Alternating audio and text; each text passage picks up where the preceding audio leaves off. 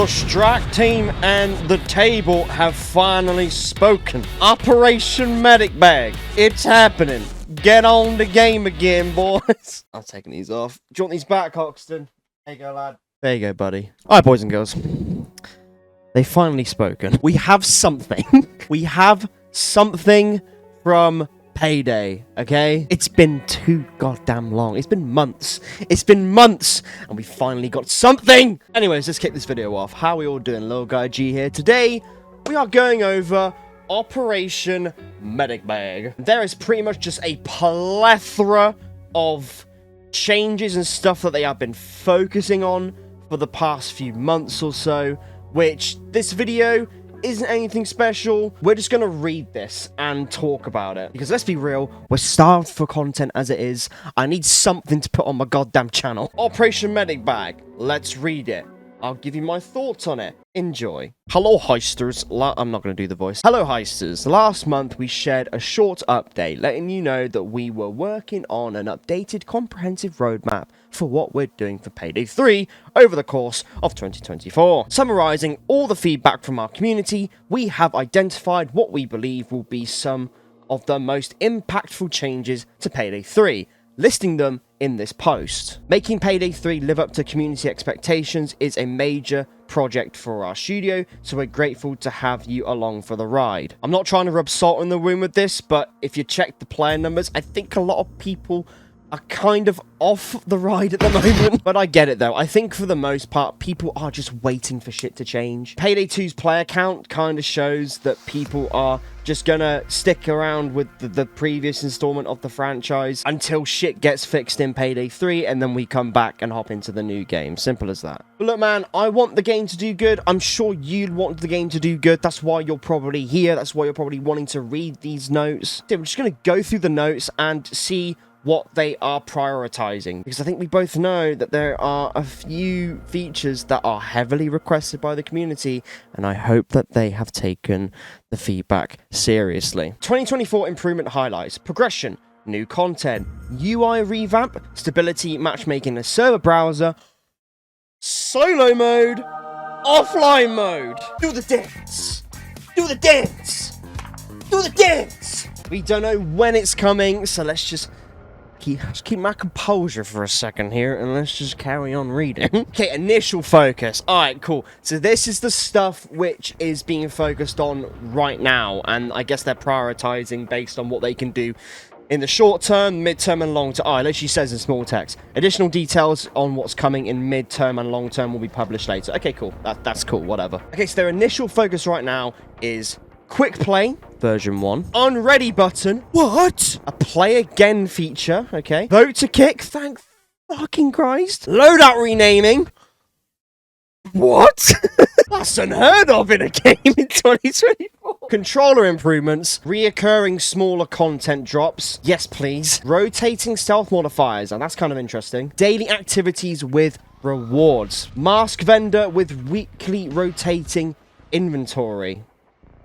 Okay. Merge players into party post-match. That's fucking huge. Communication wheel improvements V1. That last point is also very important. I remember Mario and the Top Hat did a video talking about Payday 3 and just the state, and one of the points he brought up massively was the fact that even though armor is like the most useful deployable right now, there's no option on the wheel to ask for armor from your teammates. So I think having additional communication options on the wheel, especially for console players who don't really have text chat or any way of communicating with anyone else, yeah, it's massive. It's vital. I think that more communication stuff in a co-op game overall, you know, I don't know if it was an oversight or if they just didn't have the time or whatever, but yeah, I appreciate it. I do. Okay, so now we're going to go down into like the nitty-gritty and more detailed explanations of some of the focuses that they have been focusing on for the past few months or so. I don't know. Starting this project, we collected a tremendous amount of feedback from various community sources. With all feedback in one place, we started narrowing down what major categories we needed to look at were, and came up with the following: optimization and reliability, This covers the game's performance in all ways. This includes reliability of both performance and consistency of finding games, UI improvements, and technical issues such as crashes. Teamwork and co-op. With this, we collected all the things that make playing with others easier, including communications tools such as VoIP and text chat, how your party is made up, and how you communicate. Very important for a co-op game. Replayability and progression. This refers to features that will make playing again easier and more enjoyable, sticking with your group, the infamy system, and more. Fantasy and heisting. This one will reinforce the heisting fantasy. This involves a crime net style map, as well as more features to make you feel like a true heister. Thank you! We do want to tackle the biggest topics brought up by the Payday 3 community head on.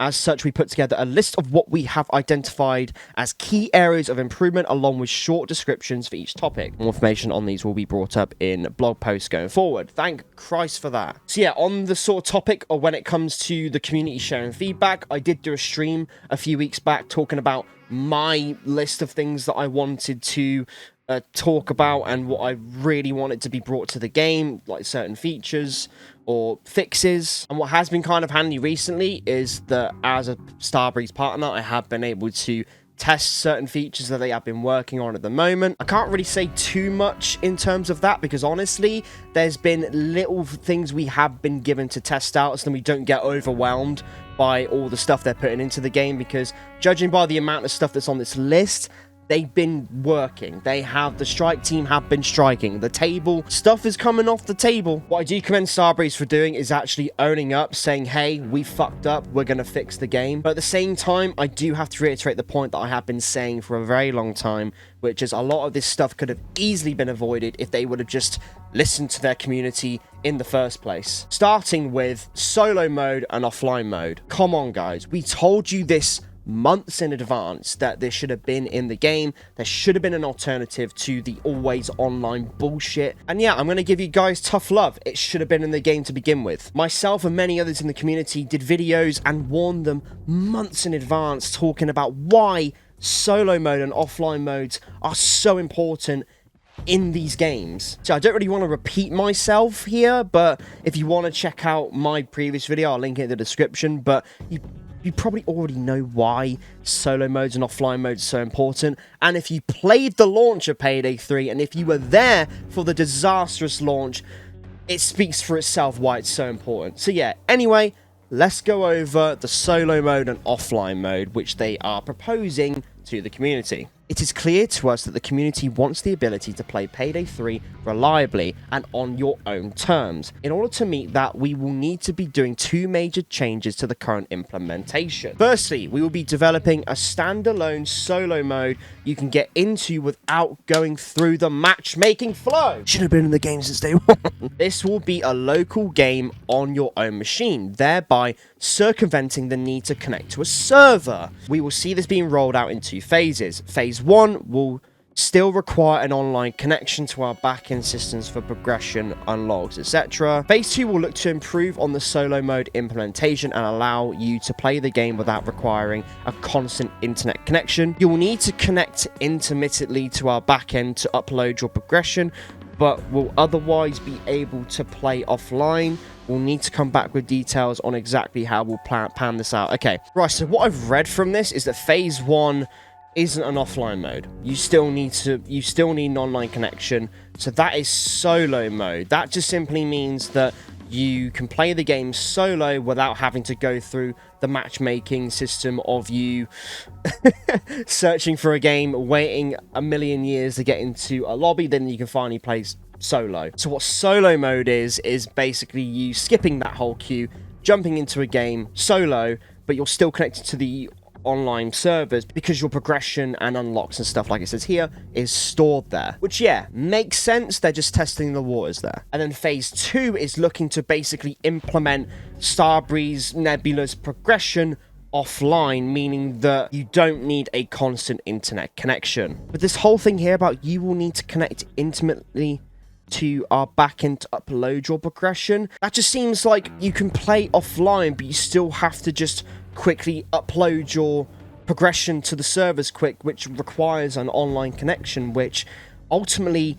that's not an offline mode. In Payday 2, I can just play offline and still progress my character hop online, still progress my character, hop back offline, still progress my character, without the need of uploading my information up back to the back-end servers. Either I'm not fully understanding the wording or how they're trying to implement it, but from my understanding, what they're trying to do with an offline mode is having it so you can play offline, but you can't progress in the game unless you quickly log in to the servers and upload your progression that you've made offline to the back-end servers.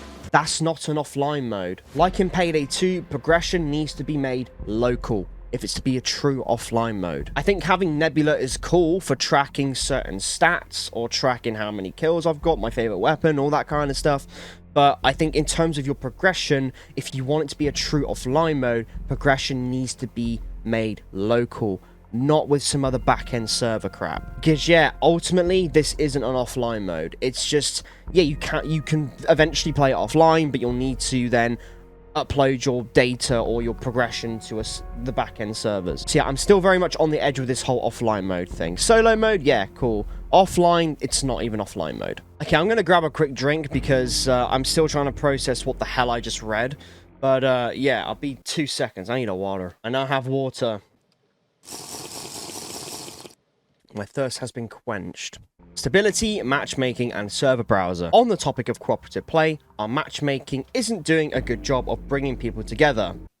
No shit. We have a number of social and cooperative features planned for the year, as well as rebuilding our matchmaking functionally into a much more robust system. Until those features are implemented, the current matchmaking will be supported by a quick play functionality, ensuring you can reliably play with other players. Later in the year, we're looking to bring back a CrimeNet style server browser. Okay, already quick play is a fucking massive bonus, because at the moment I have to click on a specific heist and search for a match at a specific difficulty and get matched with specific players. If I can just quick play and overkill whatever heist, I can get into games way quicker, which is what the community obviously wants as well. It once again just makes the matchmaking so much more easier in terms of getting into games. So yeah, I'm kind of looking forward to having quick play as a function, because it means that I can just randomly search for a game on Overkill or whatever and get into matches a lot easier, instead of me having to go through that god awful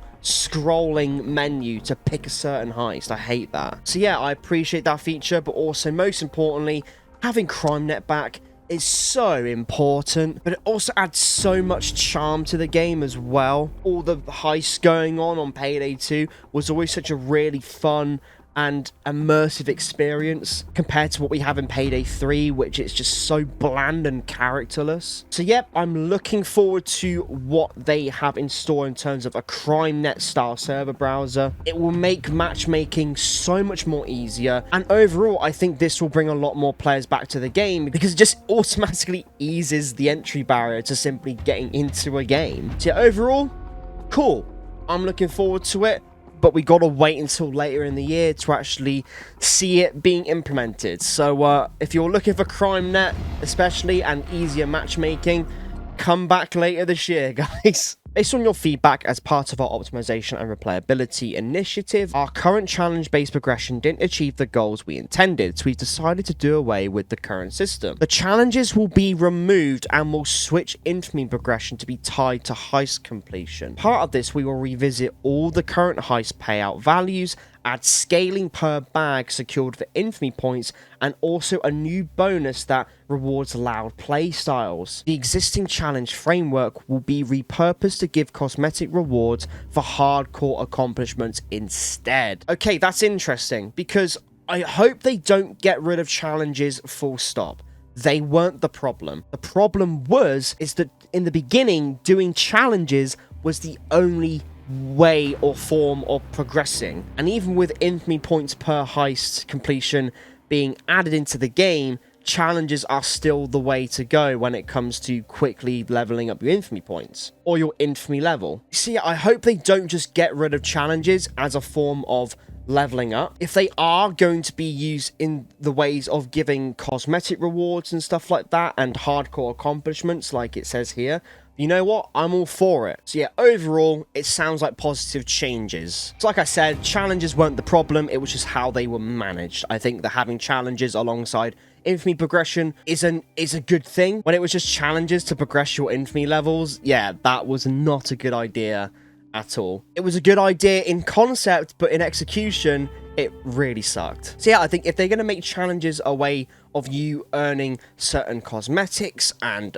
like other items that you can't get other than doing challenges, then I think that's a good thing. It once again means that challenges are made for a bigger purpose rather than you just simply leveling up your account bit by bit. So yeah, once again, it's a positive change, and I'm looking forward to seeing how they go about doing this. So yeah, hats off to them. We're working on creating a more intuitive UI that better explains what's happening around the player, as well as including a simplified friends menu, as well as a menu UI that better communicates the heisting theme. We'll be rolling out improvements and eventually a revamp of the most current UI during 2024. Yeah, I can't really comment on that too much other than the UI is very basic at the moment. I think that it definitely needs more improvement. I think small things like being able to see how much ammo my teammates have, what weapons they're using, how many nades they've got, which then makes me judge whether or not they need an ammo bag or if I need to drop a medic bag for them. Once again, it's something very, very small, but at the same time, things like an unready button, a kick button, there's stuff that's really small, but once again adds so much to the longevity of the game. I feel like it's the little things like the UI revamps or these quality of life features that are really going to make players appreciate the game even more. And when players do return to the game, if these features are implemented in a good way, that will have a positive impact on the community and will win players back. Speaking of winning players back, new content. Let's have a look at this. In addition, we intend to deliver on and expand our promises for new content. There are still 3 DLC still planned for 2024, and we intend to add another free heist for Payday 3 in this same period. Just the one. We will also be rolling out skill lines, cosmetic items, rewards, a free LMG primary, and much more throughout the year. Cool. I was literally about to talk about the pricing of the DLC, and hopefully that changes. That's just below, because for me, the DLC, they can't change that. Players who have paid for the Gold Edition, they are expecting 3 more DLCs. They expect them to be of a good quality. So honestly, I have no beef with that. Players that have already paid for the Gold Edition, for example, are expecting those DLCs and for those to be at a high quality. All I can say is I just do hope that the upcoming DLCs and the upcoming heists are of a good quality. Not just the heists themselves coming up, like the Boys in Blue heist or the heists coming in the future, but I also do hope that the stuff surrounding the pack, like cosmetic items, new weapons, masks, all that kind of stuff, that they are to the same quality as Syntax, because the Syntax era DLC, granted very overpriced, which I'm going to talk about in a bit, did have some really cool features like the new shotgun, the SMG, the marksman rifle, the fucking nerd emoji mask. And Syntax era is quite mixed in the community, but I quite like the heist. I think it's good. So yeah, I think as long as the content is good, I don't have any beefs with that. What I do have beefs with is the pricing of it, which we will get into now. DLC pricing. We've received feedback regarding the DLC pricing not meeting player expectations. As a result, we are currently reviewing the pricing on upcoming DLCs. Good.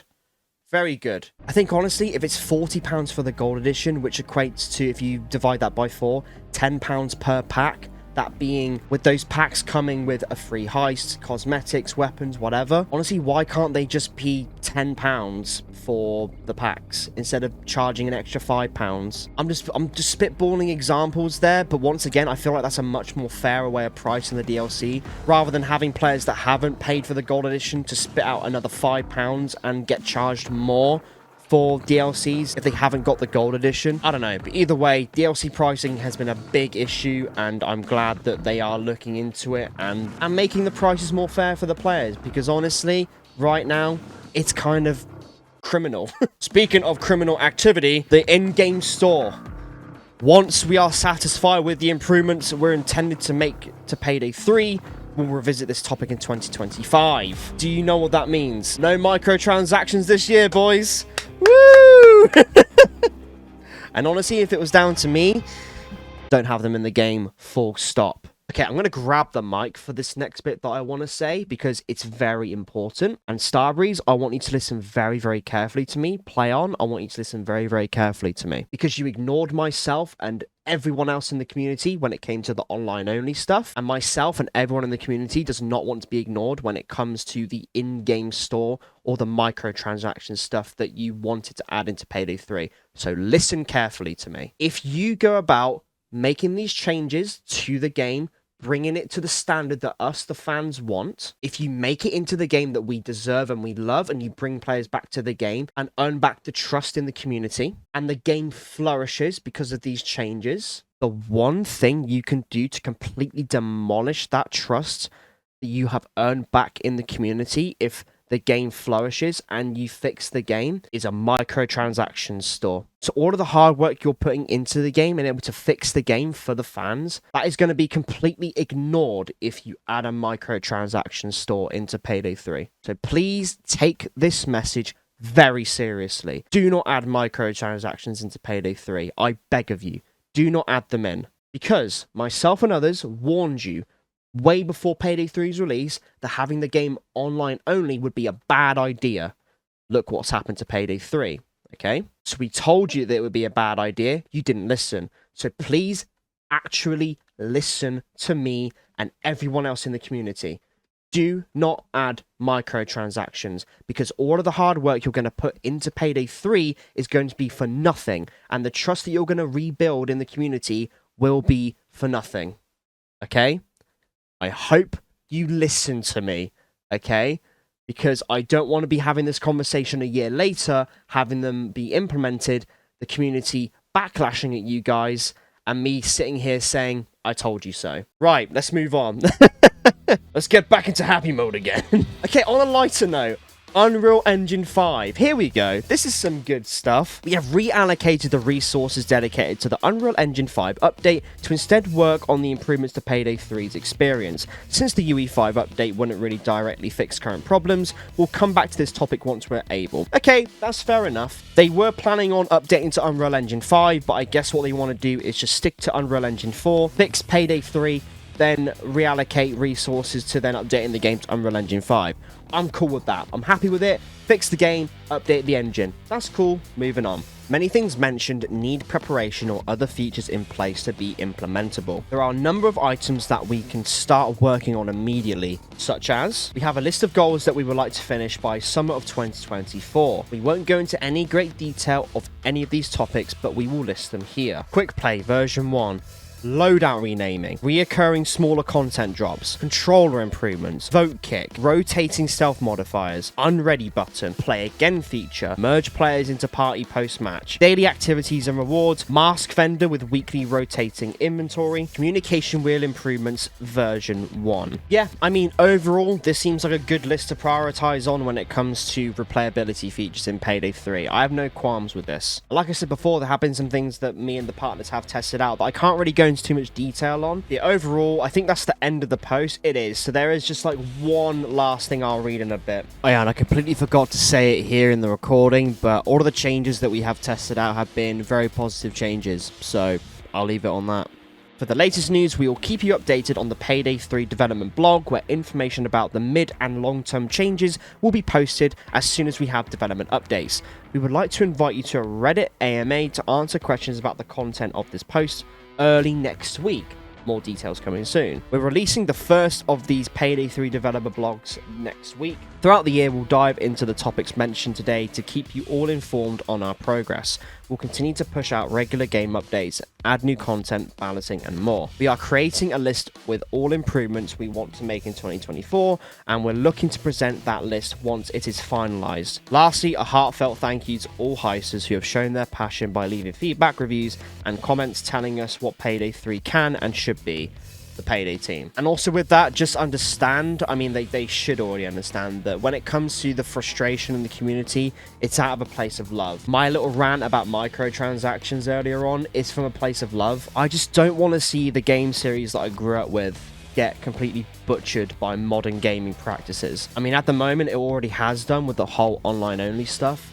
So I really hope that they do take people's feedback very seriously and they listen to the community. Because at the end of the day, without us, they wouldn't have a business. So at the end of the day, it's us they do need to thank. And they're completely aware of that. Don't get me wrong, they're completely aware of that. And they just do want to make the game as good as it can be. Like I said, I have tested a few things behind the scenes when it comes to certain features that I can't really go into too much detail on, but from what I have seen, from what they are working on, they are working hard over there. All jokes aside, they are taking this seriously. So I can assure you lot that they are taking everything that you lot are saying very, very seriously. So I'm appreciative they are doing that. I'm glad that they are taking stuff on the chin, holding up the hands, saying, we fucked up, we're going to fix the game. Because that's the attitude they need to have. They just need to shut up, get down, get working, which they have been doing. Right, so there we go. Overall, that is Operation Medic Bag for 2024. The improvements that they're going to be working on for the year. I've already said my piece, but honestly, I'd love to hear what people want to say in the comments below. Leave your comments. Let's get a discussion going. Do you still care about Payday 3? Do you still want it to succeed? Do you still care about the development of Payday 3? Please let me know. Yeah, overall, I'm just happy that we're getting some form of communication from Starbreeze. But my last statement is that this needs to be a reoccurring thing. We can't be waiting months and months for updates. It needs to be weekly or bi-weekly updates. It seriously needs to be reoccurring updates, because at this point, a lot of your community has gone. I'm sorry to say that, but the community has gone to other games. The only way you can win the community back is by keeping us in the loop, keeping us informed, and bringing stuff to the game that we need and want in the game that we love. That being said, I'm out. Thanks for watching. Peace.